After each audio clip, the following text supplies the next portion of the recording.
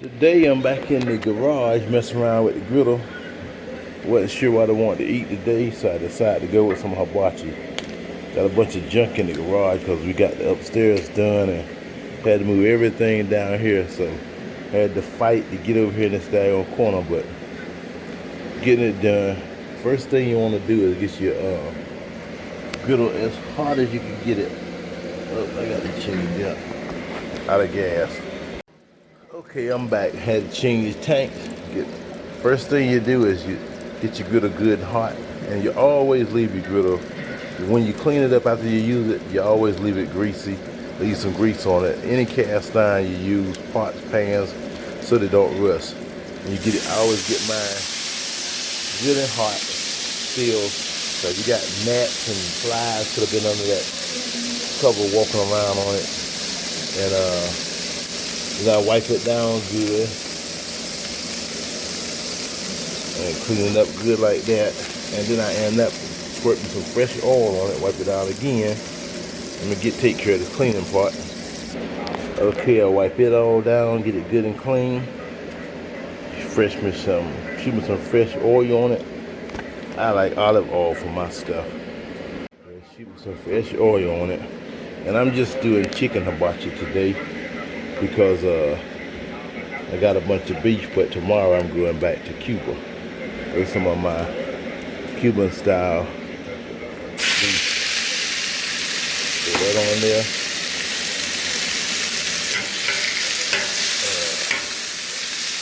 Get it cooking good. And I got everything turned down low now. All the burners are turned all the way down low as they can go. I hope you can hear me all right, because I got the fan on, the TV in the background, but I'm trying to get everything going evenly. It really doesn't matter as far as like your rice here. If you want to do anything with your rice, you want cook rice and you want it to be cold. So you want to put it in the refrigerator or the freezer so that it's good and cold. Because if you put regular rice in here, like room temperature rice, it's going to be mushy and nasty, so you have to cook your rice earlier and salt everything down. I know y'all like that, don't you? If you want them a real friends, you get one of those in the mail. I've sent out a lot of stuff. My solder and my pepper.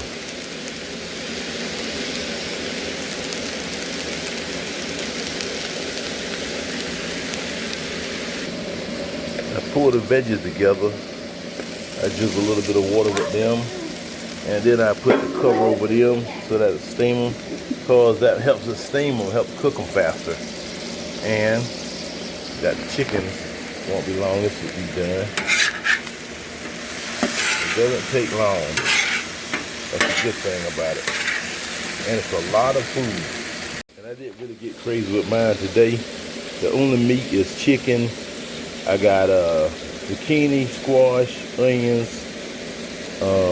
some mushrooms, and broccoli. That's pretty much the only vegetables in it today.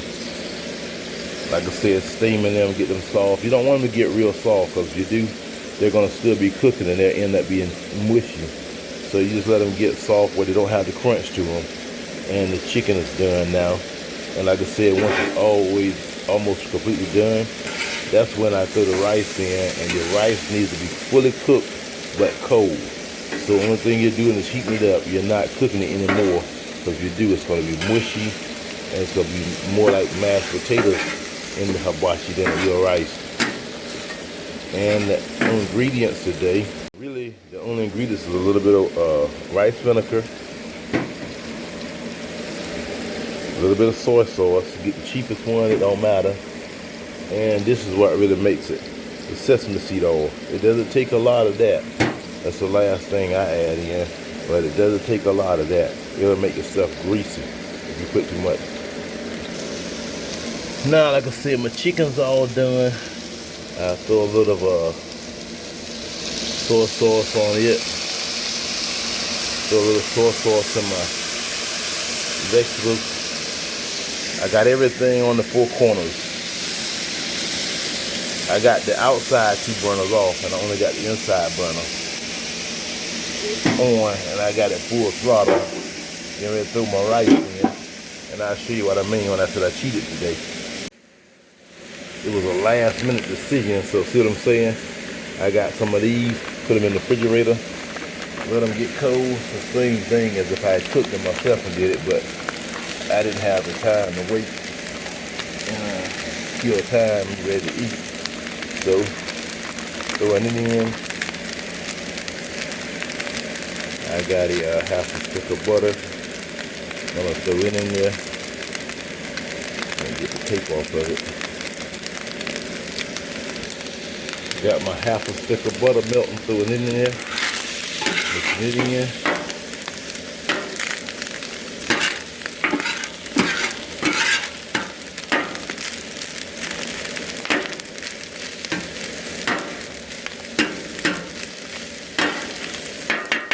I'm gonna throw me a little bit of my oil in now. So I can see a dab of this sesame seed oil. You don't want to put too much. But I tell you, it does make it greasy and oily tasting. I don't think I'm sleeping on you now. You always throw them eggs in there. So you throw them in there too when you add your rice. Give them a good little shake and stir them in with your rice. They do it, we do it. Here at the Big Homes hunting, fishing, cooking camp. Get everything in there. You don't leave out nothing. That's why, if you're gonna do it right. And the other thing I did add in that you didn't see was a little rice vinegar. But if I was gonna leave anything out, that's what it would be, because it's such a small amount that I don't know if you even taste it. But they do it, I do it. But I said just enough to make it sting when it hits. That's it, and she's about ready now. And that's all it is for your own hibachi. I put it all in here. It's one big thing. I separate it because certain stuff will make other things mushy overnight. And that way you might want more rice than more vegetables or more chicken. So that way you can fix it however you want, what you want on your plate. This Chef Holmes cooks it, but he don't make you eat it. Eat it however you want it. Yeah, put all the chicken in one place. Let me get this off of here before I drop my phone. And there it is, already good in the house. Got the chicken on this side, the veggies on that side, and the rice on that side. You get whatever you want, how much you want. And just show you how easy this is instead of having to clean up a bunch of pots and pans. Like I said, when I'm finished, same deal as when I start. Throw some water on there. It actually cooled down some because I cut it off at the end, and just let that stuff, all that stuff just, while it's hot, it's easier. Take it all up, put it right in the push hole. Got a drain pan on the back side. Push all that right in the push hole. Clean and simple. And once you get it all pushed out, you wipe the surface down.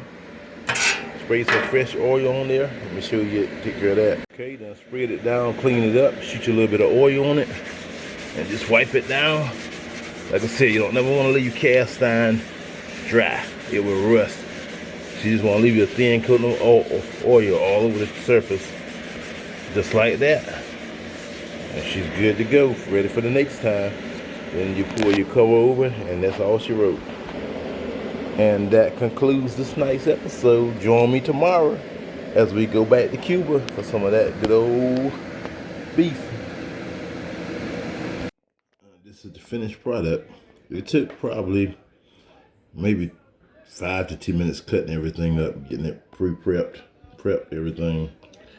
Got chicken, got the vegetables, got the rice, and that sweet soy sauce.